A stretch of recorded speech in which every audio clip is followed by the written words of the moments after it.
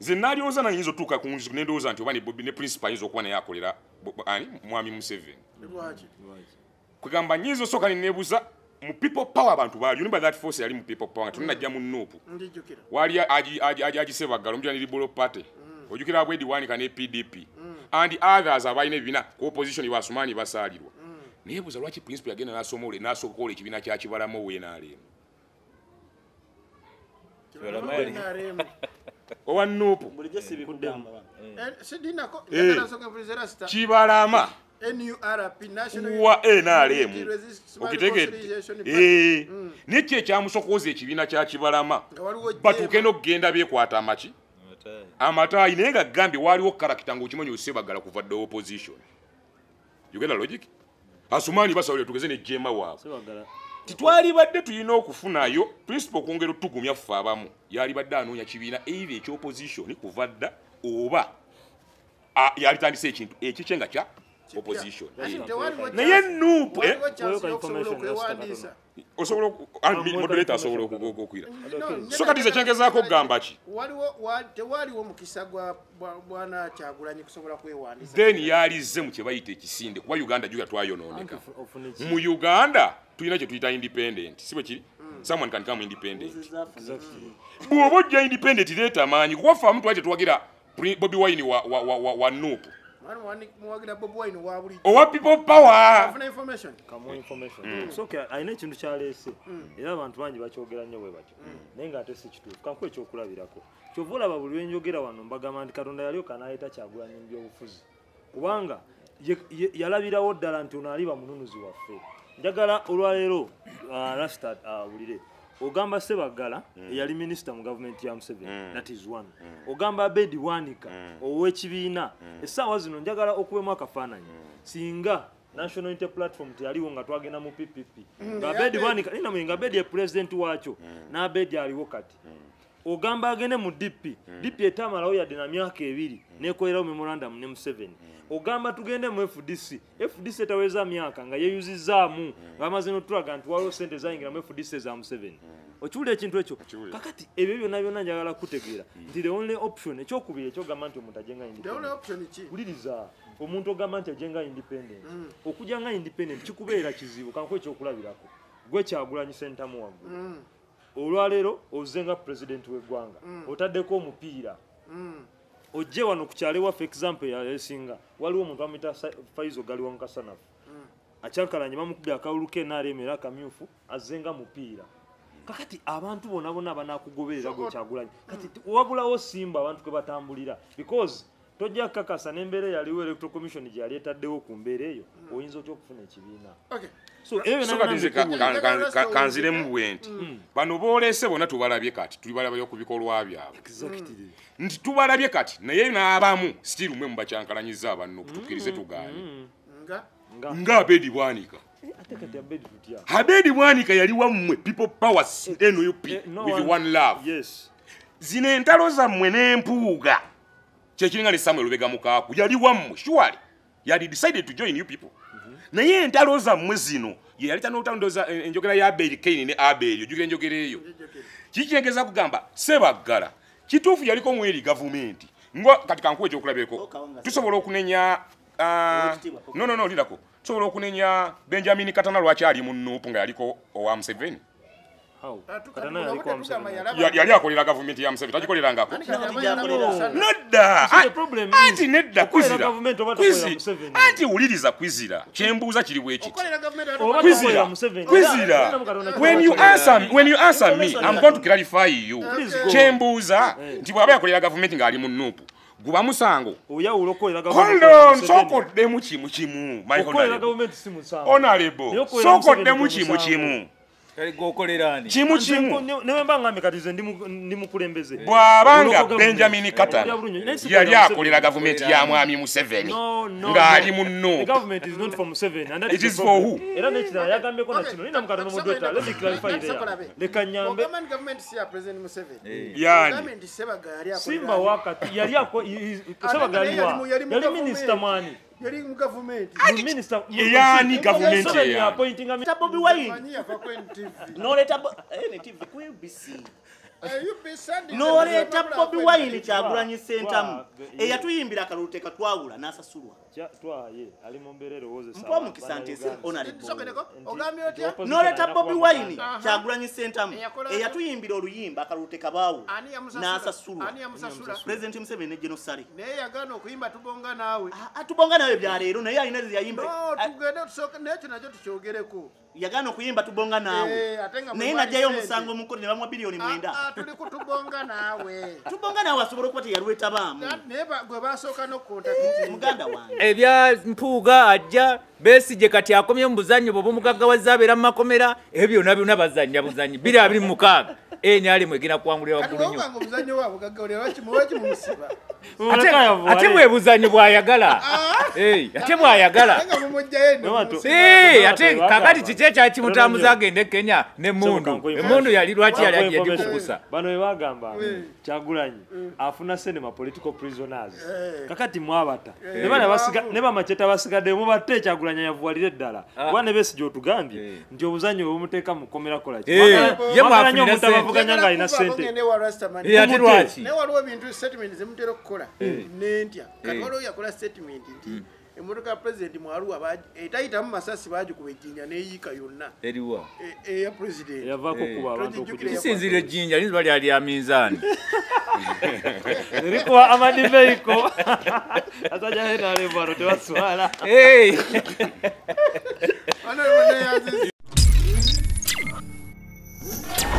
Enefik Media. Olutalo lw'oludda oluvuganya ku kalulu kano ketwolekedde. Dakika zigenda kuba 3 asanyusa muntayimidde bulungi kuba obudde butandise okutabuka. Mu dakika 3 entalo zitandise n'ebibiina ebitandise okugunjulwawo ne alliances zitandise okujja. Birekawo opposition. Waliwo essuubi lya opposition okuleeta omuntu omu okuvuganya Mwami Museveni. Kakati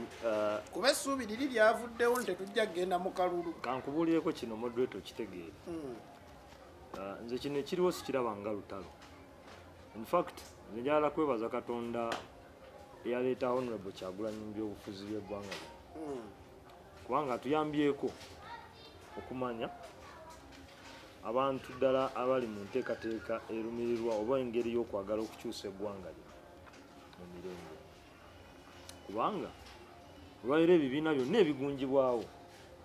In fact osobola n'okirabira ne ku pano wano tulina ne bannaffe boogamba nti opposition naye nga omulimu gwe ogumuleeta ku pano kuvunza opposition entuufu. Opposition entuufu ogitegeera eriri ddala. Opposition entuufu ogitegeera otya oba ogiraba otya. Kakati Dr. Kizza Besigye bw'avaayo n'akola ekibiina naga nti PFF ne Lukwago n'abalala ne kibeera awo. Honorable Mathias Mpuuga naye najja n'alliance ye DA. Kakati otandika okutunulamu n'osunsula baani kubanga gwe olina kyoleeta nti opposition. Kati naawe olinga omanyi kyetaaga okusooka okwawula what is opposition. Kasitoba ng'ovuganya gavumenti. Anti waliwo kazanga tokkiriza bya gavumenti ate nga toliiyo. Waliwo okuvuganya gavumenti nga ovuganya gavumenti mu mbeera ya oba nkugambe ntya muli mu kisaawe gwe kennyini ttiimu yo oweewo n'akwatira mu kisaawe gwe kennyini oweewo n'oyita refari n'omuga omusajja akutta omupiira mu bokisi oba ovuganya gavumenti otegedde kyegambye gwe nange nze tuli basambi baseeno nze naawe kakati owase n'omunno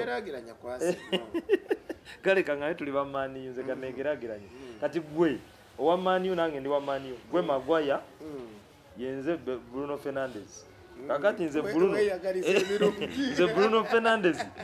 nendabanga gwe Magwaya okwatidde mu bokisi nempita refali nemuga refali nze kapiteni ojikira ze Bruno Fernandes negawana gundi akwatidde mu bokisi refali gaba penalty. Abaganda balina engero z'ensinga okwagala nga tuwunzika ngende kona ebukagame nti okalya ddakaddadda ndumaleyo ate olumalayo mpa omukisa ndumaleyo kale lumaleyo balutegeere envunyu ogiriira mu katiko yo nekusanga wansi mu ttaka. Bwe twali tugenda mu kalulu ka 2021 waliwo FDC nga leading opposition party. True. awo ne wajjawo ekisinde ekya people power ne wagunjubwawo n'ekibiina ekipya ekya National Unity Platform FDC nekola ki nesigalawo kubanga nupu abawagizi ba nupu FDC evuddewo kati lukwabonga abawagizi ba nupu tubalaba ne ku CBS nga balumbye Dr. Besigye. Tulaba abawagizi ba nupu nga basanga Dr. Besigye ekasanga ati ne bamuyimbira akayimba titwagala Bobby si Besigye. Okiwulira bulungi nti already ndoza Dr. Besigye by then yayina ku maanyi naye bwe twali twolekera akalulu abawo ekyo we kyajjirawo kyendiko kiri nti lwaki buli we twolekera akalulu ekyo kijja kwa kati ne kati era tulaba ekibiina ekipya ekize n'alliance empeze nga luli omwaleeta ekyammwe leka nkikunyonnyola mudakiikemu Besigye yali musajja w'amaanyi naye nga Besigye yetooledde in fact nze nga nze omuntu siyinza kubuusabuusa Besigye nga nze mu ntegeera yange okubeera opposition figure oba figure entuufu naye yetooleddwa emisege era emisege egyo ffe bwe twagira mu National Unity Platform kubanga Besigye naye ebiseera wali tosaamuga nti owaye emisege gikwetoolodde gitwaha ne ginandala n'abalala gikwetoolodde nga tasobola kukikkiriza kakati ng'olina mwawukanako nokola ekyo bw'amala okukitegeera maaso kyovola naye bwe yakitegedde n'agamba butuufu kanejjeko emisege tegeza n'empuuga mutuufu okwawukana nti naye n'emisege gy'alabye it is okay but kyetugenda okukola kikino bannayuganda n'abantu abalala basobola okulaba omusege ne bagwawula kyovola wali we baalaba nti FDC eno mutuufu Besigye atukulembeddemu bulungi naye alina emisege egimukola kyovola bakatono nnyo ekibuuzo kino kirese bulungi naye bannayuganda bateekeddwa okumanya era ekibuuzo kino kyandibadde nti abantu bonna abeerimbika abalaga nti opposition these are opposition parties are they really opposition parties muganda wange agezezza ku misege naye omusege gwayogeddeko agambye twaha naye njagala mwanukula mutegeeze nti twaha tasinkanawo ku President Museveni yadde ku mukolo gwonna lindamu katono maleyo naye Lubongo yatali musege yali muyambi wa President wa mayinja asatu Katananga ye mwogezi wa Nuupu nga ye muwanika wa Nuupu mwogezi wa migration omumyuka wa mayinja asatu wa Isu Bobby Wine Jeno Sale ye yamuwe moto ketayita mu masasi Jeno Kaihura ye yamuwa Tundula babadde bakolagana ne Jeno Kaihura okumala ebbanga nakati bali mu business ye Senyonyi leka mareyo muwe misege gyonna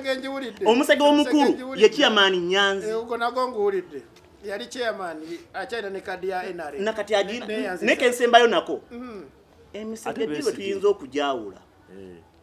tusobola kujawula nga akaseera kajo gatuse kuba naye munnyini musege oyo oli musege honorable neyanziza nja kudde ebintu byongereko kangene honorable Kagabi emisege ndigivuddeko lwaki wetutuuka mu kaseera k'okwagala okujjako mwami Museveni ab'oludda oluvuganya batandika okwerumaaluma ate ab'oludda oluvuganya kulowooza baali baagaddeko okujjako Museveni gwesooka weebuuze nti ddala baali babaddeko ddala mu struggle ejjako Museveni kubanga Museveni mu 1998 nga tugenda mu kalulu kinajjukirwa nti akalulu ka Museveni kabbibwa n'afuna omubaka omu Crispas Kiyonga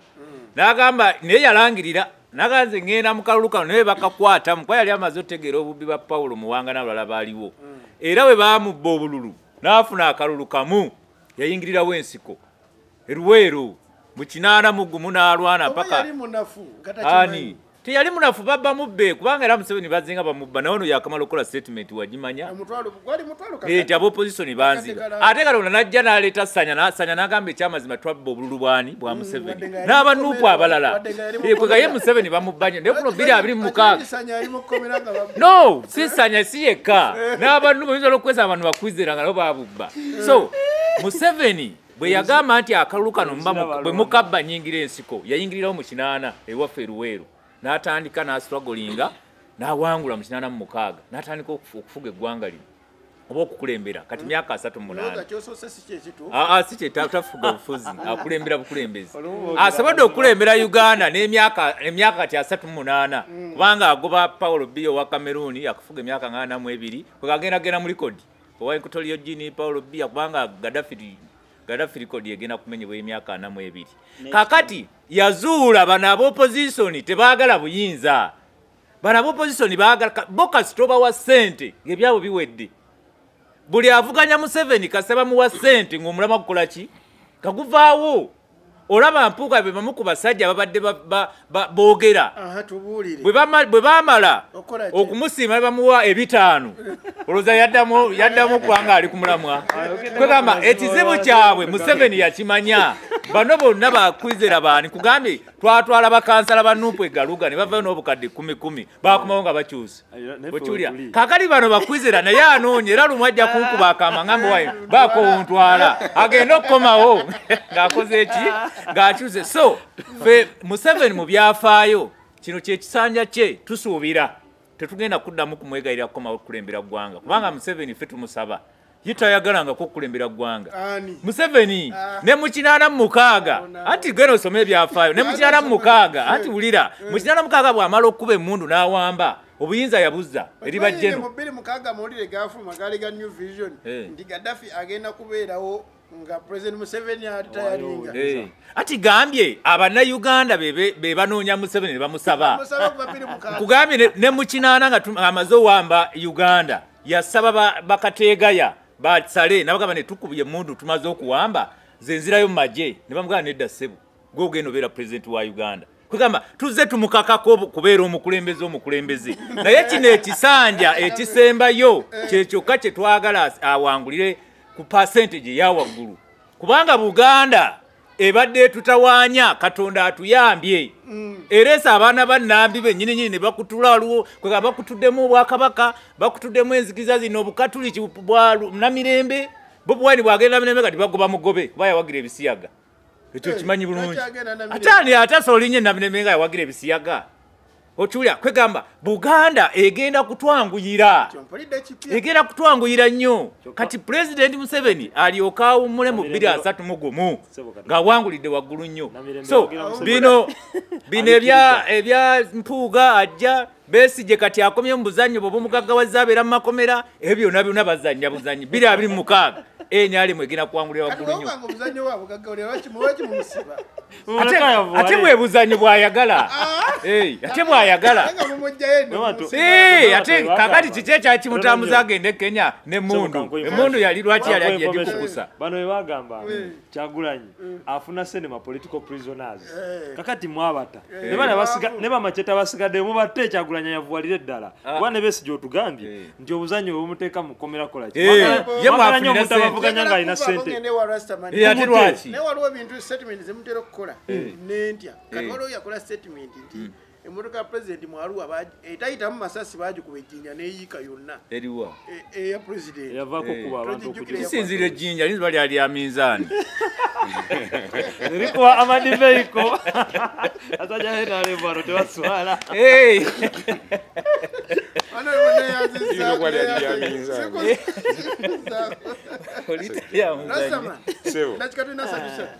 njagala twogere ku nsonga y'opposition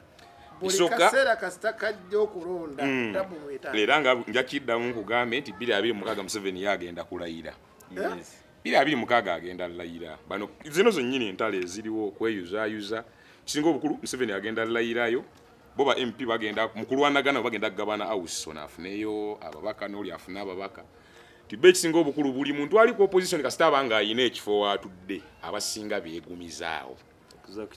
kwega yakkakkana nti olwokubanza leader of opposition obanze opposition leader obanze party president wa kino ekibiina that's all ne batamanya nti waliwo mission to accomplish waliwo mission eba erina okumalirizibwa tugeze yakukyusa bukulembeze yensonga lwaki basobola okutuuka mu kaddenga kano bwe balina okutuula bakkaanyi ate ne bayulika buli omu yeewulira amaanyi lwasonga buli omu alina wayagala okubanga kale afazaali kankwatireko wano era bamaliriza Museveni bamuwadde omwaganya agenda ayitewo alayire then kyebayita opposition sajja bansanyusa mwana kisinga obukulu Museveni talina opposition njakiddamu bwentyo talina bamuvuganya bano be bali mu kulwanagana bokka kulwanira bino bitugenti bwe mwalina wayagala okweteeka ye bo nga bo balwanira mu kkutiya yaabwe babeeko we bayimirira wali oli yali wali yekka exactly yali wali yekka balwana eri jukira nagamba tosobola lwanyisa sitaani ng'olya ku lusiniya lwe bano bonna jukira bali ku lusena lwa Museveni kubaluma mpolampola alumira ku World Mayor alumira mu kibiina kino oli alumira mu kiri bwe bamaliza ate bajje wali mu AUCA tugeze parliament gye bagamba mu bosi basiba government ng'ate bye bali kikyengezaako okugamba nti enjawukana eziri mu bibiina n'ebisinde bye batandise okuteekawo tebiina kye byongera ku opposition okujjako okwongera mwami Museveni omuzinza atuukeyo era ajja kulayira era bano bagenda sigala nga boogera bo bagabana ebifo nafunyeyo ba meya bati nafunyeyo ba MP we bati then buli omwe akkakkanire waalize kulembera ekibiina kino nze nange ekibiina kino full stop then kye bayisa opposition nga bwe tugambye yo teriiwo eyali baddega kati twagala strategically kukwata buyinza abagala okujjako president Museveni balina kukola batya mwana tutwagamba baali balina kwegatta ekitakyasoboka tuyinza kwegatta n'abakolera Museveni ate anti mwana tu kati kanclassifyinge kino honorable Kwizira nze nalyoza nayinza otuuka ku nzu nendowooza nti oba ne Bobby ne principal ayinza okuba naye akolera mwami Museveni kwegamba nyinza osooka neneebuuza mu people power abantu baali remember that force yali mu people power tunajja mu Nuupu wali agisebaggala omujja ne Liberal Party ojukira Bwedi Wanika ne PDP and others abalina ebibiina ku opposition basumaani basaalirwa neebuuza lwaki principal yagenda n'asookola ekibiina kya Kibalamu WNRM owa Nuupu Kibalama wa NRM okitegeedde nekyo ekyamusokooza ekibiina kya Kibalama batuuke n'okugenda byekwata amaki amataayi naye nga gambye waliwo karakita ng'okimanyi osebagala kuva dde opposition you get the logic asumaani basawulire tugeze ne jema waabwe titwali badde tulina okufunayo principal okwongera otugumya ffe abamu yali badde anoonya kibiina either ekyopposition kuva dda oba yalitandise ekintu ekikyenga kya opposition naye Nuupu osobola moderator asobola okukwira so kati ze kyengezaako okugamba ki tewaliwo mukisa gwa bwana Kyagulanyi kusobola kwewandiisa then yalize mu kye bayita ekisinde kuba Uganda juga twayonooneka mu Uganda tulina kye tuyita independent si bwe kiri someone can come independent bw'oba ojja independent leeta amaanyi kuba ffe amu twali tetuwagira Bobi Wine wa Nuupu owa people power alina ekintu kyaleese era abantu bangi bakyogera nnyo bwe batyo naye ng'ate si kituufu kanku ekyokulabirako kyova olaba buli lwenjogera wano mbagamba nti Katonda yalyoka n'aleeta Kyagulanyi mu byobufuzi kubanga yalabirawo ddala nti ono aliba mununuzi waffe njagala olwaleero Rasta awulire ogamba Sebagala eyali minisita mu gavumenti ya Museveni that is one ogamba Abedi Wanika ow'ekibiina essaawa zino njagala okubemu akafaananyi singa National Unity Platform teyaliwo nga twagenda mu PPP nga Abedi Wanika nga Abedi ye president waakyo n'Abedi aliwo kati ogamba agende mu DP etamalawo yadde na myaka 2 nekolerawo memorandum ne Museveni ogamba tugende mu FDC etaweza myaka nga yeyuzizaamu bamaze n'otulaga nti waliwo sente zayingira mu FDC za Museveni okiwulira ekintu ekyo kakati ebyo byonna byonna njagala kutegeera nti the only option ekyokubiri ekyogamba nti omuntu ajenga wuliriza omuntu ogamba nti ajenga independent okujja nga independent kikubeera kizibu kanku ekyokulabirako gwe Kyagulanyi sentamu waggulu olwaleero ozenga president w'eggwanga otaddeko omupiira ojje wano ku kyalo waffe example yasinga waliwo omuntu amuyita Faizo Galiwa Nkasanafu akyankalanye bamukubye akawulu ke NRM era akamyufu azenga mupiira kakati abantu bonna banakugoberera gwe Kyagulanyi kati wabulawo simba abantu kwe batambulira because tojja kakasa n'embeera yaliwo electoral commission gye yali etaddewo ku mbeera eyo oyinza otya okufuna ekibiina kanziremu bwe nti bano booleese bonna tubalabye kati tulibalabye ku bikolwa byabwe nti tubalabye kati naye n'abamu still mwe mubakyankalanyiza abantu tukkirize tugaanye nga Abedi Bwanika Abedi Bwanika yali wammwe people power NUP with one love zino entalo zammwe n'empuuga kyekiringa ne Samuel Lubega Mukaaku yali wammwe surely yali decided to join you people naye entalo zammwe zino ye yali tanotandoza enjogera ya Abel Kaine ne Abel ojukira enjogera eyo kikyengeza kugamba Sebagala kituufu yaliko mweri gavumenti ngo kati kanku ekyokulabeko tusobola okunenya no lirako tusobola okunenya Benjamin Katana lwaki ali mu Nuupu nga yaliko owa Museveni yali akolera gavumenti ya Museveni tagikolerangako nedda anti nedda kwizira anti wuliriza kwizira kyembuuza kiri bwekiti kwizira when you answer me I'm going to clarify you kyembuuza nti bw'aba yakolera gavumenti ng'ali mu nuupu guba musango hold on sokoddemu kimu my honorable sokoddemu kimu kimu newemba ngambe kati ze ndi mukulembeze bwabanga Benjamin Katana yali akolera gavumenti ya mwami Museveni ng'ali munno it is for who era nekirala yagambeko na kino nina mukatono mudweta let me clarify there leka nyambe government si ya president Museveni yani government sebaga yali akolera simba wakati yali sebaga yali minister mwani yali mu government minister yani government ya appointing a minister minister without portfolio government yani ya president Museveni government yani Benjamin Katana abadde akolera government yani there's a difference between a public servant no muntu president go appointing nga minister ekyokubiri nina mweche ekyokubiri mami rasta n'abantu balina okumanya era rasta yachogereko ano nti wewale nnyo okulira ku lusaniya lwa stand kati ng'alinga agamba nti buli lwokola mu government bwoti nti oba okolera Museveni no zino sende Museveni no nze ndi honorable council wakazo Central Zone 2 mfuna omusala ogungerekerwa muteeka nti constitution local government act egamba council anafuna ng'emitwalo 3 n'ekitundu buli mwezi chairman wecha anafuna ng'omutwalo buli mwezi ezo sente zibeera sente ziri mandated kwanga tutambulira kuteeka constitution etteeka lirimu ne ligamba nti omubaka wa parliament anafunanga omusala bwe guti afuna allowance bweti etteeka ne ligamba nti president anafunanga kino n'afuna na kino kubanga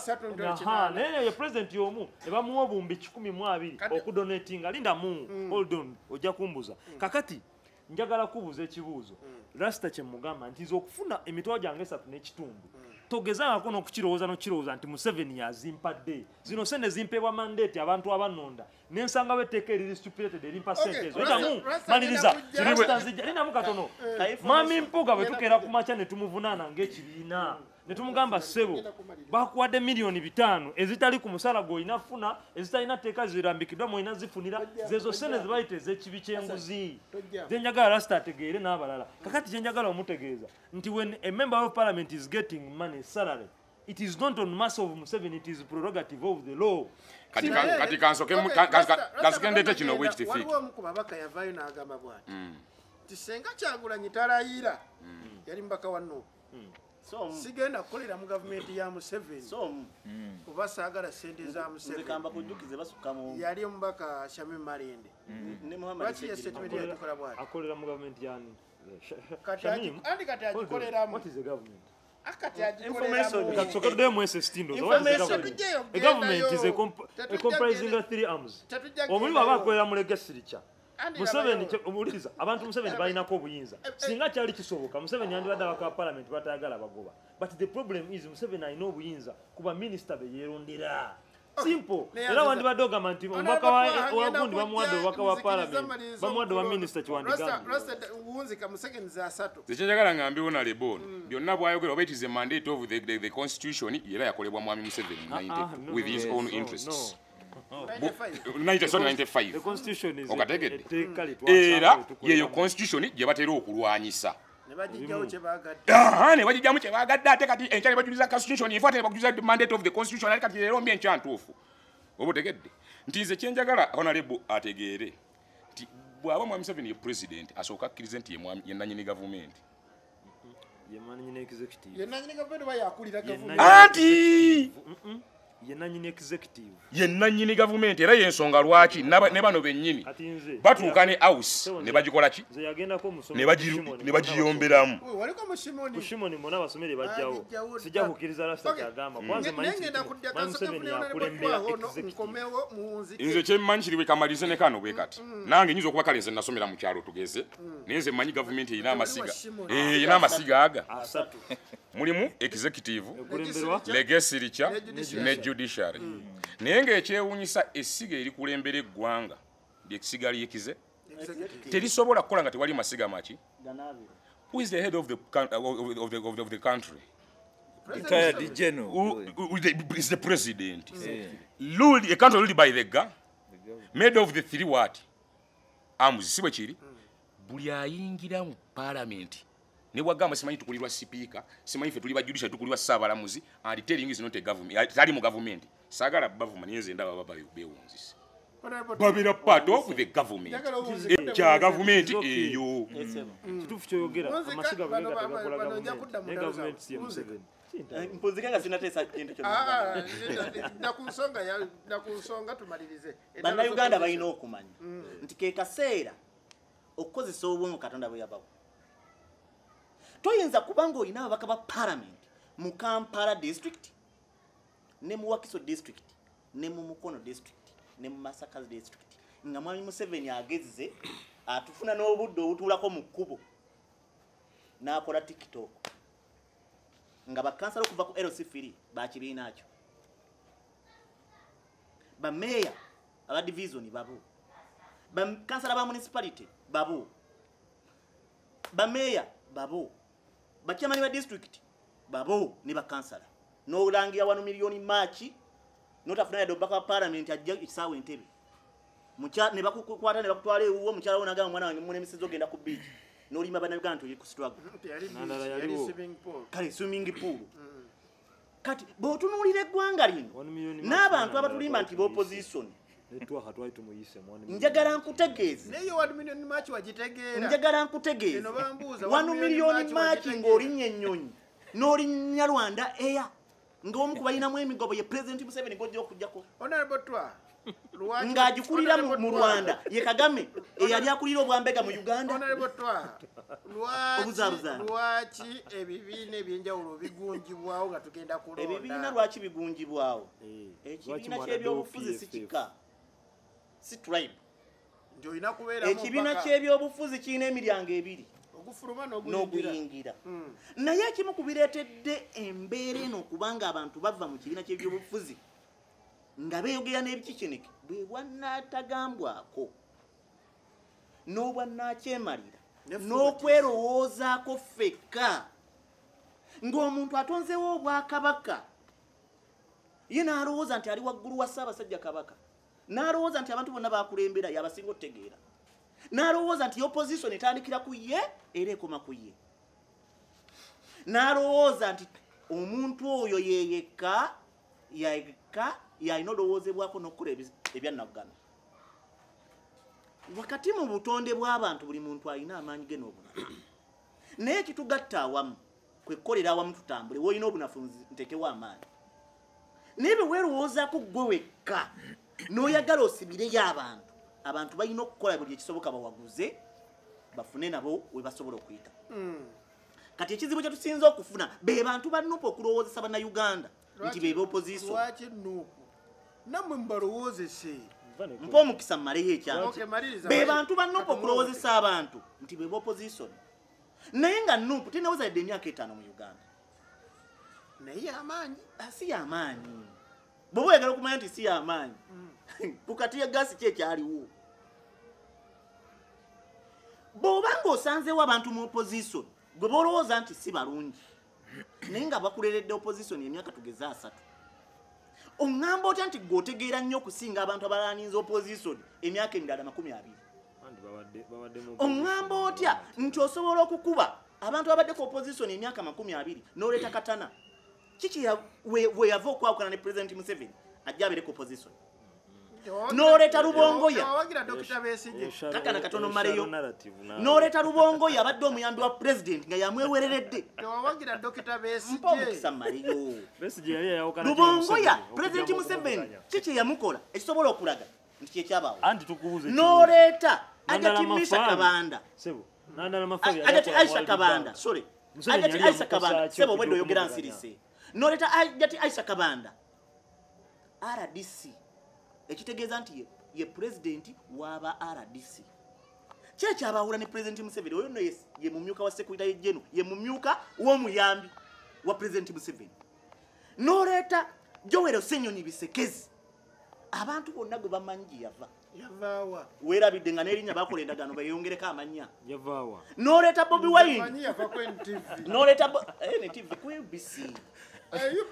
n'oleeta Bobi Wine Kyagulanyi Ssentamu eyatuyimbira akalulu tekatwawula n'asasulwa mpa mukisa nti n'oleeta Bobi Wine Kyagulanyi Ssentamu eyatuyimbira oluyimba akalulu tekabaawula n'asasulwa President Museveni ne General Sale naye yagaana okuyimba tubonga naawe tubonga nawe byaleero naye alina yayimba tugende tusooke nekyo nakyo tukyogereko yagaana okuyimba tubonga naawe naye najjayo omusango omukulu ne bamwa bilioni 9 tuli kutubonga naawe tubonga naawe asobola okuba teyalwetabaamu naye gwe basooka n'okukontakiti muganda wange ekyo kimanyi mpa omukisa nze maleyo sinayogera kutubonga naawe mpozi oyagala nkumenyera abaamulimu oyagala kwogera ku byo byokka oyagala nkumenyera baali mutubonga naawe ngonzika kuba obudde bungenze nojja n'otugamba nti emmeeri ezze ne bakuwa emmotoka etayitamu masasi maleyo oli ku oppositioni leka nkubuulire emmeeri ezze era kati tugenda okulaba nga kubakuwadde emmotoka etayitamu masasi netuva ku ekyo n'otugamba omusajja tagenda kuddamu genda bweru netumulaba nga anekedde ali mu Amerika nga watugambye bagenda mumukwatirayo amaki n'otugamba bannamawulire bankutte bubi bannamawulire bankutte bubi omwaka kati myaka emeka tetulaba nga tuwedde kukalakasa Dr. Besigye emyaka gyonna amakumi aga bwe yatugamba nti omusajja agenda waliwo naliwo yagenda yagezaako okukola wakati wamulaba yagezaako siga nti yagenda ngambye yagezaako okukola yagezaako okukola buli kye yali asobola kamubuuzemu Honorable Twaha ali mu kulaga ekifaananyi sookera ddala njagala kumuvumirira ebigambo byagenda akozesa okulaga ensi nti ndowooza okubeera opposition omutuufu olina kuba muganda kubanga amanya amenya Lubongoya amenya Katana amenya Besekezi ng'alinga aleeta itizoke naye nga narrative yo bwetobera ekyokuba enjala Kyagulanyi Ssentamu bw'amala okuyingira mu byobufuzi bya Uganda n'afuuka opposition leader yagaana Twaha okukola ebyo byonna byonna byayogera because literally njala mutegeeza Kyagulanyi wali omwiddewo ng'agamba nti Twaha teweekalakasa oba n'agaana BFDC yagaanako amuli ati oboyo okwekalakasa oba yagaanako abadimaleyo budde bwaline Twaha ekatonga Twaha nga akyawagira Besigye nnyo omukulu bwana Kyagulanyi Honorable Kyagulanyi n'avayo n'agamba nzize Bakunga kwekyanga tetwali fenna lwaki tewatandikirawo kwekyanga tumulabangako nga Lubongoya Secretary General yawandika kikooti yabekalakasa yakyogera lwaki tewatandikirawo era namuliwo nali kumpi naye yakyogera nga windi naye ekizibu kyetufunye mu ggwanga lwaki tewatandikirawo kwekyanga kubanga ssebo Katonda nnyo kankwena ino information n'abawulize bagitegeera bwe twategeka n'okwekalakasa ku nguzi efumbekedde mu ggwanga Twaha oyo namuyita yagaana okujja namuyita nze okwekalakasa ku buli bwenguzi sibulinaako buzibu naye ndyekalakasa ku buli bwenguzi nga ba NUP era nga yeekalakasa era ku nsonga ezaziruma bannayuganda emiwendo nga giri nga bo bagenda bweru Kyagulanyi yamala omulagirira nga bo bagenda bweru naye kyenjagala omutegeeza nze ndyekalakasa ku buli bwenguzi nga NUP ekulembeddemu okwekalakasa ng'etugamba Ssenyonyi yali enguzi ng'etugamba Kyagulanyi ku bukadde ebibiri bwe bawa ababaka ba Parliament okugula emmotoka yabasabako obukadde 10 muli wanguzi ng'atugamba Kyagulanyi yafuna bilioni 9 n'ajja omusango mu kkooti ogw'akalulu nga batugamba nti Nyanzi yakulemberamu tunda kaadi za NUP buli bwanguzi byenjogera leero n'enkyambika eggwanga lyaffe bannayuganda balina otegeera be tuba tugenda okulonda tulonda omulundi gumu myaka 5 nsaba bannayuganda ku luno muleke kukozesa nkola yeemu General Museveni gyatugamba nti buli olaba lwaki enyali mutuwangula buli tuba tugenda mu kalulu obalaba babuuka nga ffe tukola ki nga ffe tuwangula ekirala nyakuwono information bw'obanga oli mu buyinza ne oba chairman w'ero C1 ne oba omwami wa Kabaka ovunaanyizibwa ku bitatambula bulungi mu ggwanga obeera paati ku bitambula kakati ono kansala nga asasula wano afuna emitwalo 3 naye abafuna 3 lwaki balwaniranga akalulu buli kaseera meya afuna emitwalo 4 naye buli kaseera alwana nateeka myonzi 15 eyoyo tujja kusaba beti kamya anoonyerezeeyo lwaki balwanira ate nga teriyo so information gyembadde mpa kansala ono oba oli kansala oba oli chairman wa LC1 president ye mukamaawo Museveni bw'agamba nti mugenda kufuna musaala takuwa takusasula bwe yakendeezezza ebyalo kubigatta lwaki bano tebavudde ne bagamba sebetteeka ligamba bweti ebyalo buli kyalo kirina okufuna kansala ekyokubiri buli pulezidenti ajjajja ne ssemateeka mu 1995 eno constitution bannayuganda baasiima ne bagikola ne bagikwasa pulezidenti yateeka mu nkola buli ekikolebwa so tuyinza okugamba nti constitution eno ya Museveni omwogezi we nali omwogezi ali mbyawo